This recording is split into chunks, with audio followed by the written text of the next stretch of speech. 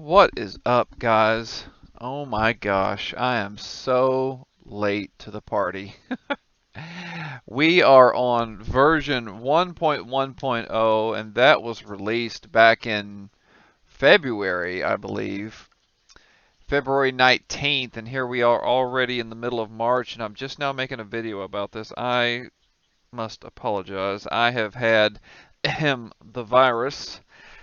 We've had a lot of crazy weather here in the south with the freeze and all the snow that we've had, and I've been busy with a lot of things. So I wanted to make a quick video about the update to the de-extinction mod, and I want to go ahead and cover some of these on the changelog. Now, first I have to say, oh my God, they are adding so much to this. Like, this is a lot more than just adding some new fauna. I mean, it's a lot more than I ever expected, and I definitely think it has a lot of potential. It has a lot of work, a little bit of work left to go. I'm going to talk about some of the pros and the cons of this new update. So the first thing we got here is we've got, says they added a few bone sharks to the underwater islands, as if we need more. um, okay, so we added bloom plankton to several biomes. I only found it in the Lost River. I haven't searched the entire map. It's beautiful. I can't wait to show it to you guys. We've got, okay, so those mohawk coral things that you see in Subnautica Below Zero, sorry, spoilers, but if you haven't played Below Zero, you're not going to even know what this is. But this is a coral that's in Below Zero that they, it was originally meant to be in Subnautica, and they did not add it. So they've put them in random locations. I'm going to show you guys some of that. Reefback coral, I believe I found it. It's like a round-looking coral. It says that it was an unused item that the original developers created the blueprint for it, and they just never implemented that. So that's something that's pretty cool. Basalt chunks to the underwater islands and dunes. I have not found that exactly. Large diamond and ruby deposits to the dunes. So they're working on that area. Okay, so the Grand Reef. They added a whole bunch of jelly rays to that area, the mohawk coral that I just mentioned, the reefback coral, and they put a bunch of barnacles in it. Deep Grand Reef, they added, okay, so they're adding crystals to the map. So what this is doing is it's not, like I said, it's not just adding some creatures, some critters or whatever. They're actually trying to transform the map a little bit, and I think it's really cool. They added some crystals to it. They're like these little green crystals. I'm going to show those in a minute. The crab, looking things, the white cave crawlers, they added some of those to the Deep Grand Reef and this bloom plankton. They are working on this. Twisty Bridges was actually meant to be in Subnautica 1. It says some unused Twisty Bridges assets were placed in the world.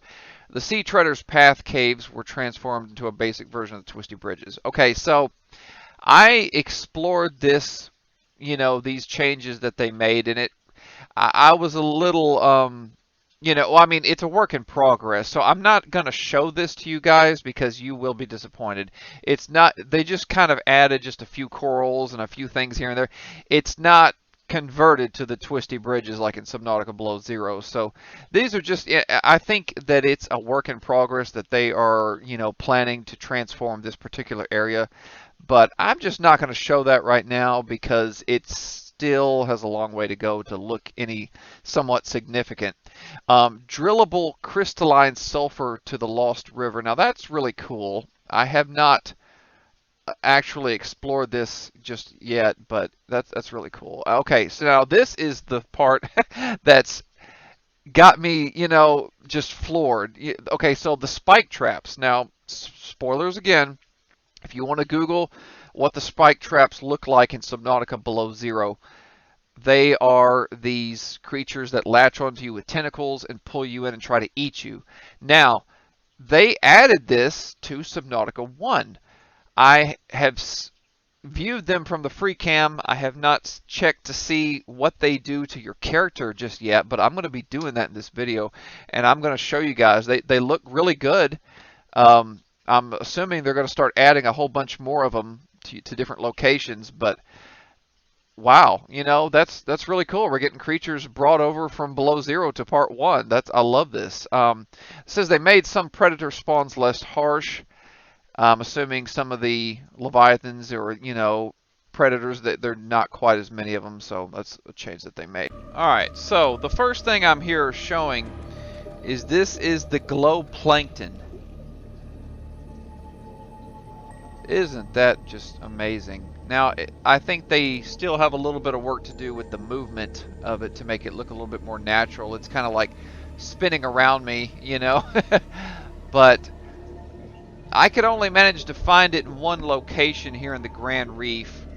But man, that is beautiful. I love this. So, we have that. I'm going to show you guys. Let's go to free cam here. And I'm actually going to turn off fog here for a bit. And I'm going to show you guys these crystals. Let's see. Well, I had some light there for a second, but then it stopped. This is Life Pod 2 coordinates attached. Oh, shut We're way up. past our safe depth and bleeding O2.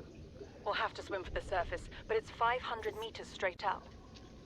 We'll make for the rendezvous and keep you posted. Out. Signal location uploaded to PDA. Okay, so here is a crystal, some of the crystals that they have added. Now, of course, you know, the textures is not put in just yet. It's just a, you know, a few basic. They're going with a green kind of look to it. And I mean, you know, it's really cool what they're doing here. It's an amazing start. I definitely like the idea of, you know, adding just so much more to the game, and so you can get such a different experience. They have also added a whole bunch of these guys to the Grand Reef. I know you can see them in the entrance to the Lost River in the Grand Reef, but they are, well, they're all over the place. And we, like as I mentioned, we get a bunch of those little crab guys everywhere. So I'm gonna see if I can find some of these corals here that I was wanting to show you guys. Let's see, where are you? Okay, here's one right here. Now this is the mohawk. I mean, I'm assuming it's a coral. It looks kind of like looks like a frog spawn in my opinion, like a sea anemone, or even like a sea cucumber sort of. But this is originally in Subnautica Below Zero. They're positioned a little bit differently, but they added this to, you know, obviously to part one, and they're putting them in random locations. So, you know, that was an unused coral that they never implemented, so that's pretty cool. Now, this right here, I believe, I could be wrong actually, but I believe this is the reefback coral that was never implemented. I don't remember seeing this anywhere else. It looks like a brain coral. So I believe that's the reefback coral that they've been putting in random locations. There's more of the mohawk. And, you know, the mohawk, I remember it in Below Zero, it was kind of placed in like a triad kind of pattern, but they've been kind of putting it in random locations here. So, you know, it's a start. Are you certain whatever you're doing is worth it? Gotta love that message. But anyway, I just wanted to show also, here I am in the dunes right now. I'm looking for the spike traps, you know, and show off some of the changes that they made here. But they've been adding a lot of these barnacles everywhere also. They said they added that, oh, and the crab, yeah. He had to make himself known. But yeah, these barnacles, they've been adding these to the Grand Reef. And, okay, so the whole thing disappears and it can give me copper. Okay. The next thing I just found is, this is the drillable ruby And then right over here, I see some drillable diamond, and I'm pretty sure that was, that was on the change logs, that was added to the dunes. So they're definitely making some changes over here. Okay, I finally managed to find some, but we're running into some bugs here. They kind of seem to be, well, flying off the, well, gliding off the edge to their death. Okay, well they're staying there, but a lot of them were actually falling through the floor when I was free camming. For some reason they want to glide around. So yeah, there's definitely some bugs here. They don't attack you. I'm gonna see if they can be scanned. No, they cannot. Okay, so